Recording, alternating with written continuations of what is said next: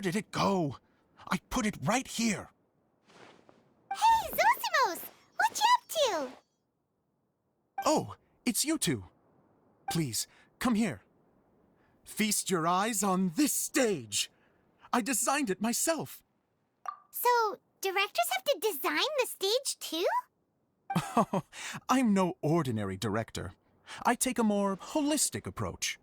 Directing, script writing, stage design, I do it all. Sounds like a lot of work. Adia wouldn't be able to handle that kind of job. Idea has her work cut out for her too, you know. She's my one and only member of the audience, though she often criticizes my shows. Well, she just says what she thinks. You don't know how to write, or this is getting ridiculous. I think it's because I use preprints in a way that she feels goes against what they're intended for. But even though she's my harshest critic, she's also been my biggest supporter in a lot of ways. I guess you could say she's like my agent. I'm very grateful to her. I've always dreamed of being a director, but I've never had the chance until I came here. So, what did you do before you came here?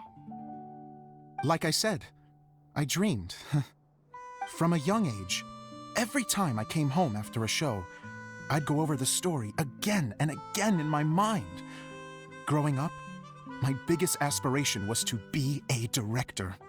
Unfortunately, I couldn't offer much beyond my practical skills, so I ended up spending most of my time as a prop designer and doing a bit of set design on the side.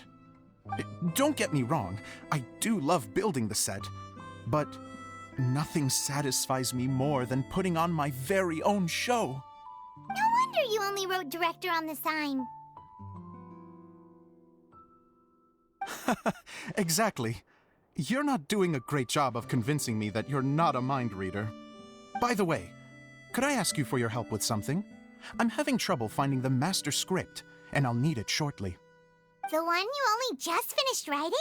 You lost it already? Yeah. After I handed everyone their copies, I held on to my master copy while I was checking on everything around the theater. I must have dropped it somewhere. If it's not here, then it might be in the attic. These are the only two places I've been since I finished writing it. But, I still have some things to do to get the stage ready. Would you two mind having a look for me? No problem. We'll find it.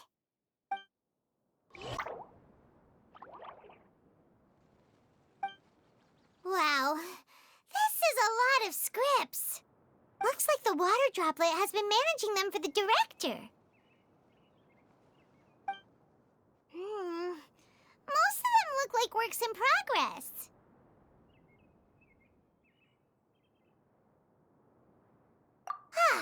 Then it should be the one that's finished. Okay, let's look for the thickest one and then check the ending. This is the only script that fits the bill. Plus, it looks pretty new. This must be the master script.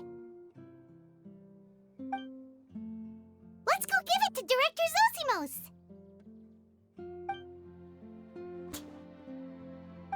Thank you. That's a huge help. I'm running out of time here. There's no way I'll be able to fix everything up perfectly. We may just have to wing it. Anyway, the stage is secondary. The performance is what really matters. Things can always go wrong on stage, but as long as the show goes on, it should be fine. You don't sound very confident in what you're saying. It's true. I realize now that a show is the art of the unknown. Even if you have the same actors performing on the same stage, the performance will be slightly different every time. Those subtle differences are what make each performance special. Okay. One last request. Traveler, you can enter the preprints, yes? The truth is that my sets are composed entirely of preprints. First, I use materials to make the objects. Then I take those objects and turn them into the preprint. Now, of course, preprints are really meant for making objects to furnish the domain. So using objects to create preprints is, strictly speaking, the reverse of what this is intended for. But Idea said that if this is what I really want to do, she's not going to stand in my way. So that's that's what you meant earlier. Okay, well, what do you need us to do? I'd like the Traveler to go into the preprint set and help move props around during the performance. The reason is, Oh, Paimon gets it now. If you're busy directing, moving the props, and operating all the mechanisms, you never get the chance to watch the show. yes, I know that I'm no master playwright, but still. Even if it really is a half-baked script, with shoddy writing and moments of sheer ridiculousness, I'd still like to see it for myself. Just once. Hard to turn a guy down after a speech like that. Thank you. Genuinely, I'm so grateful. I'll go and inform the others. Then, as soon as you're ready, the show can begin.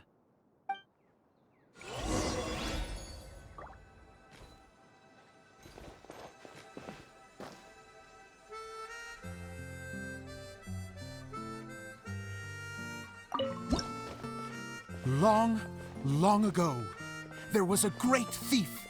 He lived in a land where the light did not shine, where all suffered in the darkness. People call me? Sorry, Kaya. Directly into the microphone, please. Otherwise your voice'll, you know. Okay. They call me the Dagger Bandit, but no one sees that I rob the rich and give to the poor. Here in the dark, evildoers run rampant in the shadows, while the good, honest folk stumble blindly on, just trying to find a way through.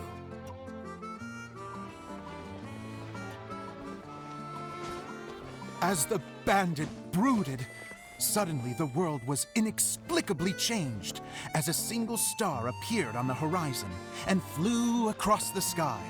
Traveler, stomp on that movement mechanism in front of you.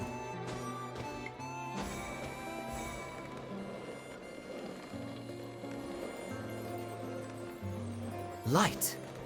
A brief flash, yet enough to illuminate the world. If I can find the source of that light, I can shine it into the darkness, and the people will suffer in blindness no longer.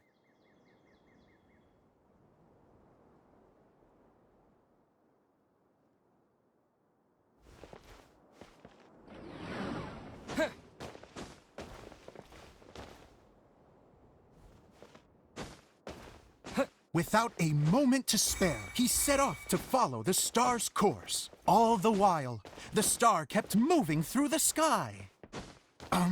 Traveler, the star kept moving through the sky.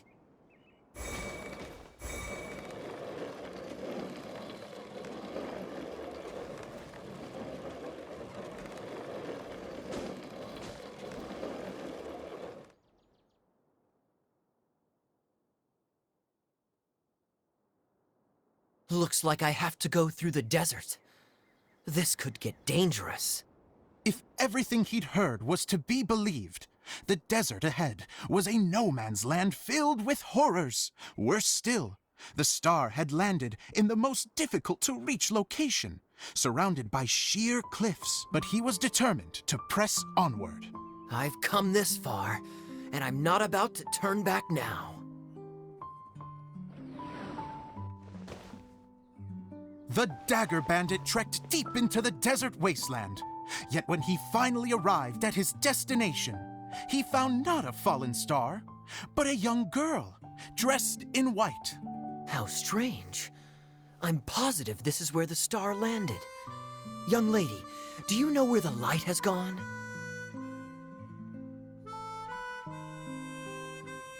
The girl replied, Traveler from afar, the light you seek is only a bottled flame. But the flame has now died, and its light is long gone. A bottled flame? Yes, it was a gift from another. And so, the girl began to tell the story of how the bottle came into her possession. The girl hailed from a kingdom that sat atop the waterfalls. But when the reigning dynasty fell and a new one seized power, she and her people fled for their lives. A thick fog began to fill the air as she made her way through the forest, and dense thickets tried to block her path. There is a mechanism down there that you can press to retract the thicket board below the stage.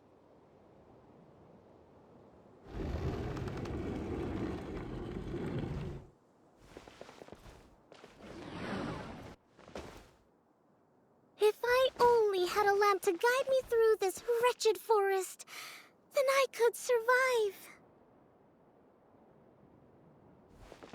With scratches covering her arms and legs, the girl pressed through the pain and made her way forward.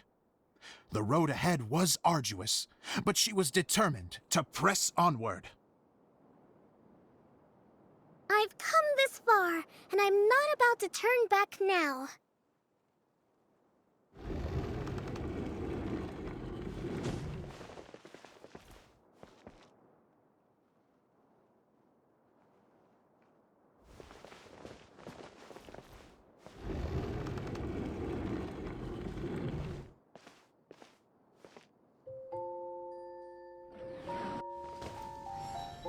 But just as she was drawing near her destination, a huge stretch of thorns and brambles suddenly came into view. Despair set in and began to weigh on her heart. If only someone could help me, I would give anything in return. The girl's heartfelt wish in her moment of desperation did not go unheard. Wait! There's no mechanism for the final thicket! Ugh, I must have forgotten to check those boards. According to the story, those thickets should be gone from the stage now, right? Yes, total oversight on my part. What a pain. I can help! Traveler, catch!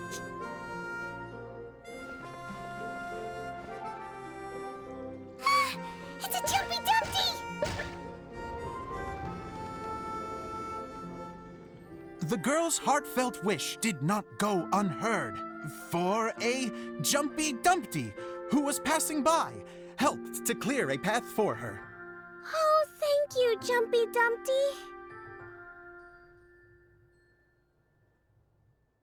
And so the girl continued her journey deeper into the forest. But what she found there was not a lamp, but a mage glowing with fire. So, just to clarify, it was supposed to be the mage who helped burn a path through the thicket. Save it for the end, man! The mage took pity on the girl and handed her a bottle. Then, the mage began to tell the story of how the bottle came into her possession. The fiery mage had an adventurous spirit and enjoyed taking long journeys. On one such journey, while taking rest in an oasis, she found a beautiful bottle by a crescent-shaped lake. Klee, quick, get in the light. She was an extraordinary mage, with the power to grant people their wishes. She turned the bottle into a thing of equally extraordinary power. But the only place that it could make wishes come true was inside of the bottle. Oh me! Oh my! Look at this wonderful bottle of mine! It could make a fine toy! But better still, a sojourner's home! The fiery mage blew into the bottle, allowing it to grant one single wish outside its glass walls. Oh, am I supposed to blow into it? Whoa, it lit up! A flame was kindled within the bottle, and it began to glow a fiery red, just like the mage herself.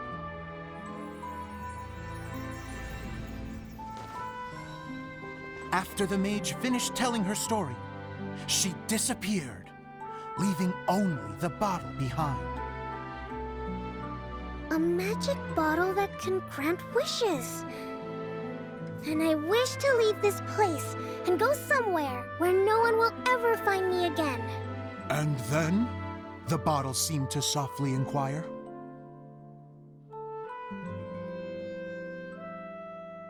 I don't know.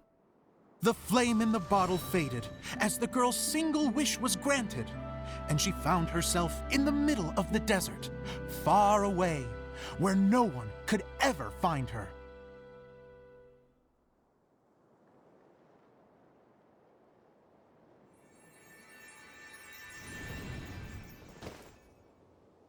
When the Dagger Bandit listened to her story, he sighed in disappointment that the flame with the power to grant wishes outside of the bottle had already died.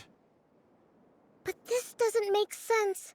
If it truly granted my wish, then nobody should have been able to find me here. Maybe they shouldn't. The desert is difficult and dangerous to navigate, but I was determined to make it, no matter what. Then take this bottle with you for your trouble. It may be able to grant you your wish, though sadly, only within the confines of the bottle itself. All I wish for is light. Honoring the bandit's request, the girl wished for light inside the bottle, and sure enough, it lit up. They found that while the light was only generated within, it could nonetheless shine through the glass and reach anywhere in the outside world. Even though it doesn't burn as brilliantly as the light that shone before, this is still an extraordinary light. What will you do after I take the bottle? I don't know. Well, then maybe you should come back with me. With no reason to refuse, the girl accompanied the Dagger Bandit back to the land where the light did not shine. They brought light to that place, and the darkness was dispersed, and they lived happily ever after.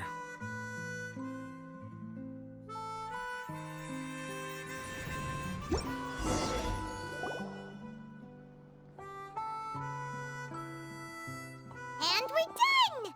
Seems the show went pretty well.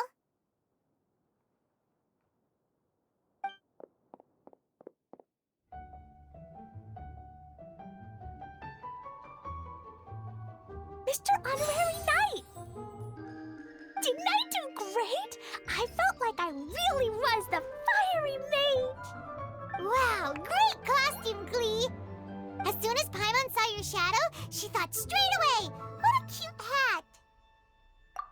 Glee loves it! Thanks, Mr. Zosimos! Oh, wait, no, I mean, Mr. Director. Mr. Director? Ha! No one's ever called me that before. Thank you, my dear little mage. Thank you so much. Oh, I'm so happy. Miss Dia said that she tailored it a little bit so it would fit me, but you were the one who designed and made it. You're amazing. Yeah, that's amazing! And it sounds like Adia did a great job, too! It was nothing really. Just one of those, oh no, whatever shall I wear to the ball moments. Sewing comes in handy at times like that. Sewing is an art in its own right. You're more talented than you give yourself credit for, Idia. Really? Oh, I'm just gonna go for a second. Please, chat amongst yourselves. She gets embarrassed so easily. She really can't handle being in the spotlight. Idia's a sensitive person and doesn't have a whole lot of self-confidence. I hope all the excitement hasn't brought her to tears. Oh, I'm a little worried. Don't worry. I'll go make sure she's okay. I'll see you all later. So, what did you all think of the play? Any thoughts? Huh? Uh-oh, time to get serious. Now, are you sure you want to hear what we really think? Oh, absolutely. I had the courage to ask, didn't I? So, don't mince your words. Go ahead. Speak your mind. I can take it. Okay, Paimon will go first. So, the dialogue at the beginning was pretty good, but it ran out of steam as the story went on. Paimon could tell that you ran out of inspiration somewhere along the way. The characters were honestly a little bit ridiculous, Paimon didn't get what you were trying to do. The moment anyone started to show any kind of substance, suddenly the scene was over. Yes, all very good points, Paimon. I would add that in its attempt to pay tribute to the series 1,000 Nights, all semblance of a coherent was sacrificed. Plus, I do have to penalize you for the issues with the props. Miss Idia, what are you doing back here? Oh, you know, I return like the tide when people start discussing something important. Huh. Especially when it has to do with criticizing my show. Mm-hmm. But there was one thing I liked about it. Just one, mind you. The story had a good ending. You think so? I thought I was letting him off lightly. Idia, could I borrow you for a moment? Oh, sure. Excuse me for a moment. Back to you, Paimon. Keep up the good criticism. Okay, in that case, Paimon did have one other complaint. Let's hear it. Taking criticism on the chin is all part of being a director. The ending was all wrong. The girl's motives were clear and simple the whole way through. It was kind of jarring when all she had to say was, I don't know. And doesn't anyone else find it weird how her whole community was on the run, but she was only looking out for herself the whole time?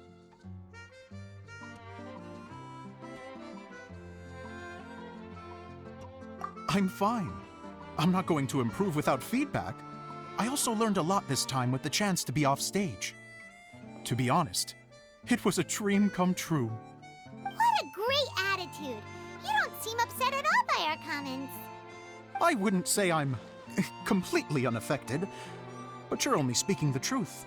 They're all very valid points. Still, now that Paimon thinks about it, you did finish the script in a bit of a rush. Maybe we were being a little too hard on you.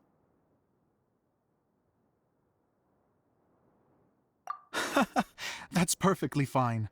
Nothing is as important to me as my work on the stage. We all use our imaginations when we're kids, right? I used to play with dolls and my own cardboard cutouts by the light of an oil lamp. The shadows would come to life and dance on the walls. I never got tired of it. Fast forward to now, and in many ways, I'm still that same little kid, lying on his bed, making sound effects. And I get the same joy from running a show now as I did in my little bedroom theater. Of course, a director can accomplish nothing without a cast and crew. So on that note, I want you to all know that I am eternally grateful to each and every one of you. Hey, don't mention it. We had a blast. Okay, here, take this. Your component, as promised.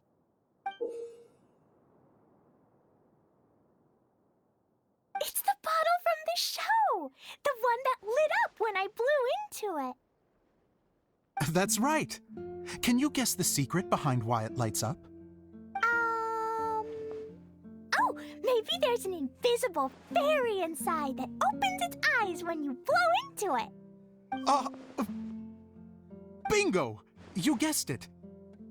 That should do the trick. Oh, wait, this needs tightening up a little. Hold on, this will only take a second.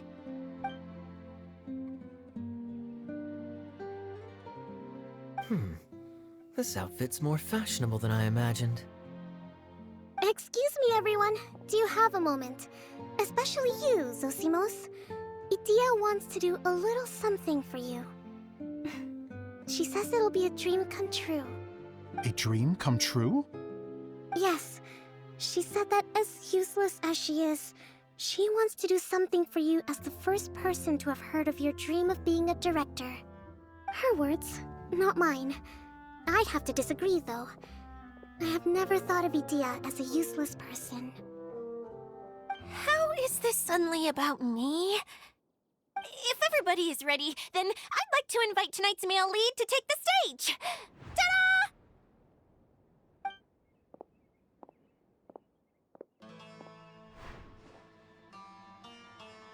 Wow! Cool! Kaya's turned into the real Dagger Bandit! How is me changing outfits supposed to make the director's day? It's just a prototype costume. Is he that easy to please? Don't be silly. If I know our director, nothing will make him happier than to see his ideas brought to life by the right actor. Well, then I'm happy to oblige. Who am I to argue with the star of the show? Zosimos drew up countless designs and made a few prototypes before landing on this one. It just needed some tailoring to fit properly, so I made a few stitches here and there. I hope the result isn't a disappointment. Oh, it's perfect. Idia, I'm... Oh, I'm so touched. Thank you all. You've made me happier than I ever thought I could be.